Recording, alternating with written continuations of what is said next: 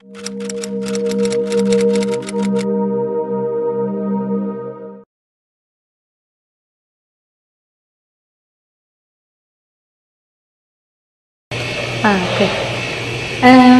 What are the top 5 anti-Semitic countries today, in your opinion?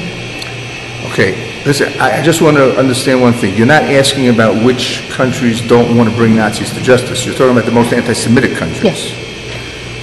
Okay, that's a difficult question to answer. The most anti-Semitic countries,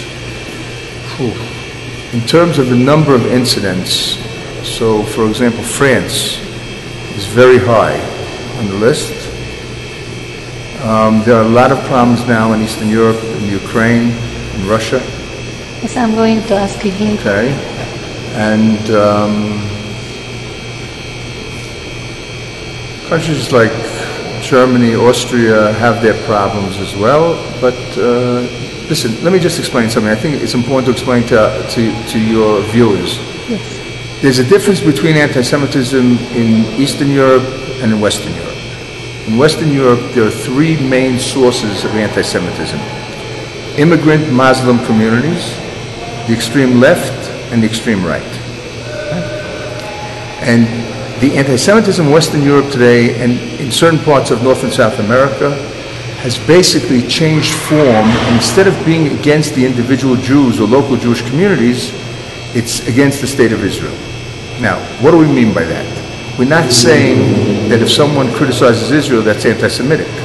We're saying if someone criticizes Israel unfairly, and the only problems that interest them are problems in Israel, and they ignore the problems in the Arab world, in China, and many other places, then we say that's not fair criticism, and that becomes anti-Semitic.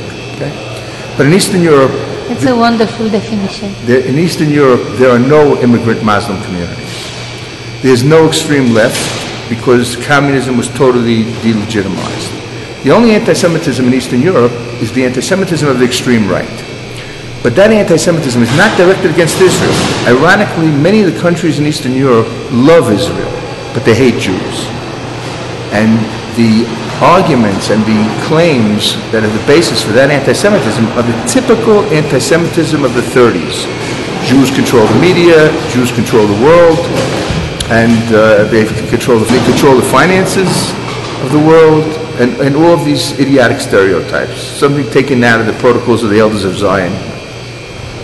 And about Ukraine specifically, there has been two explanations, two versions of what's happening there. But I think nobody knows because I know exactly what's going on in Ukraine. Wonderful.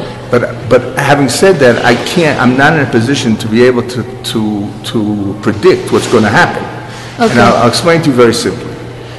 Ukraine is a country which is basically made up of 2 different parts. Okay. Eastern Ukraine, many of the people in the population there. Okay. In Eastern Ukraine, a lot of the population is pro-Russia and would like actually to rejoin Russia. Okay. And these are areas that were under Soviet rule from 1917. But in the West, part of the area, first of all, was part of Poland. It was not under the Soviet Union. It's the hotbed, it's the center of Ukrainian nationalism. And they very strongly support Ukrainian independence. Now, part of the problem is that particularly in the West, there's very strong anti-Semitism.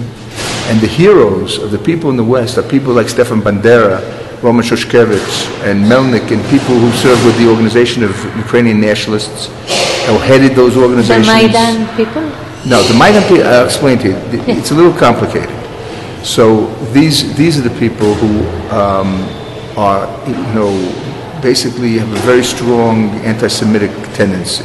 Now, many of those people were the people who led the resistance against Yunkevich, against the government, the previous government of Ukraine, and particularly 2 groups. One is Svoboda, it's a political party. The other one is the right sector.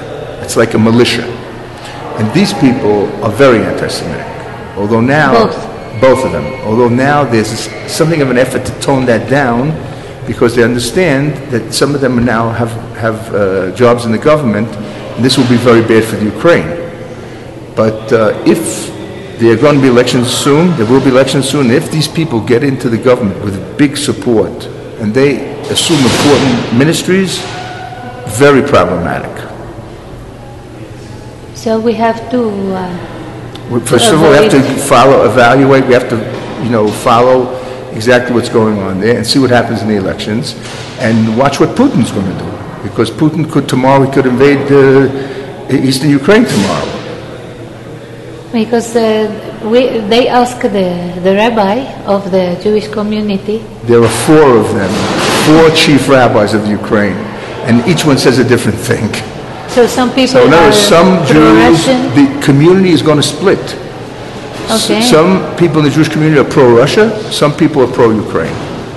So There's no unified position of the Ukrainian Jewish community. and some of them are also going to make Aliyah.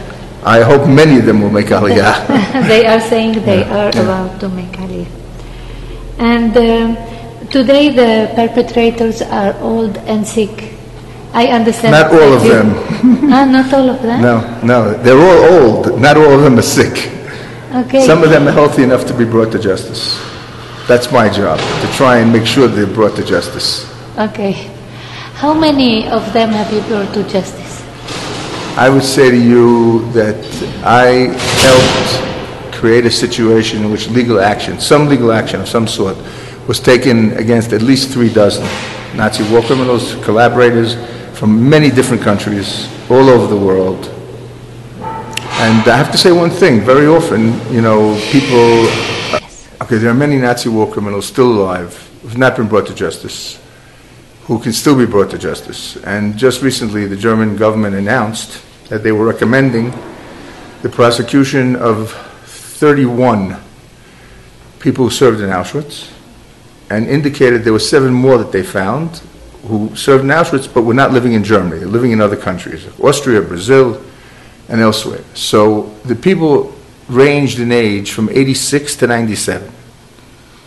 And the question is, how many of them will actually be brought to justice? Now, I would just add one important point, and that is that even if they're not brought to justice, if they're not put on trial, or if they are put on trial and not punished, the very fact that they're exposed is sometimes the most painful punishment that you could ever imagine for any of these criminals. Because in many cases, their families have absolutely no idea what they did during World War II, and now all of a sudden they're found out that their father, or in some cases a mother, was a guard in the worst factory for human annihilation in world history. There have been a lot of rumors lately about the fact that Hitler did not die. Okay, those rumors are almost exclusively from South America, and they are utter nonsense. Okay. Okay? In other words, Hitler it's good that you committed say so, suicide in his bunker together with Eva Braun, and that's how this horrific person ended his life. And all these stories are what we call in Yiddish Bubameises, tall tales. Tall tales. And why do you do it? I can see there is a passion, a very, very big passion about Why do this. I do it? Why? Very simple. Yes. Unfortunately, we can't bring back to life a single Jew who was murdered in the Shoah. But what we can do is try and bring the people responsible for their death to justice, and in that sense do a lot towards preventing another recurrence, a recurrence of a tragedy like the Shoah. Yes. And now, do you think, because Netanyahu has been showing a lot of similarities between the Holocaust time and between today, the situation today, with Iran, with the menace, with... Okay. Do you think it's true?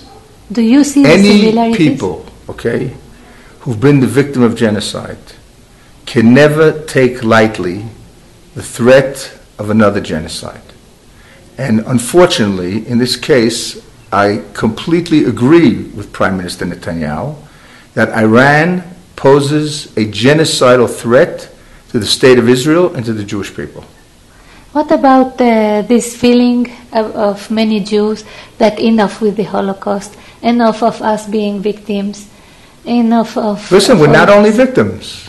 We're not only victims. We were the victims of the worst case of genocide in world history.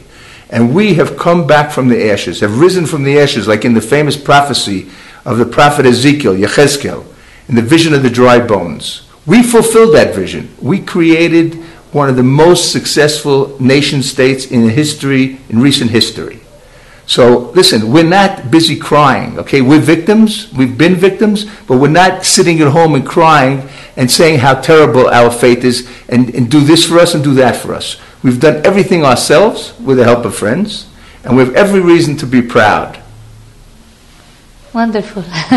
You reminded me about the flight of the jets over Auschwitz, because they have it in the military bases. Right. And they say we have risen from the ashes. But the interesting story about that issue is the following: that very often young children come to Yad Vashem and they see the exhibition on why Auschwitz wasn't bombed, and they say to the guys, or they ask their teachers, but why didn't Tzahal bomb Auschwitz? Why didn't the IDF bomb Auschwitz? And they have to explain to them that there was no Tzahal and there was no state of Israel. And now, thank God, we have the state of Israel. And we've all, just this past week, marked the 66th anniversary of the state of Israel, which should be a source of pride for Jews the world over. Amazing.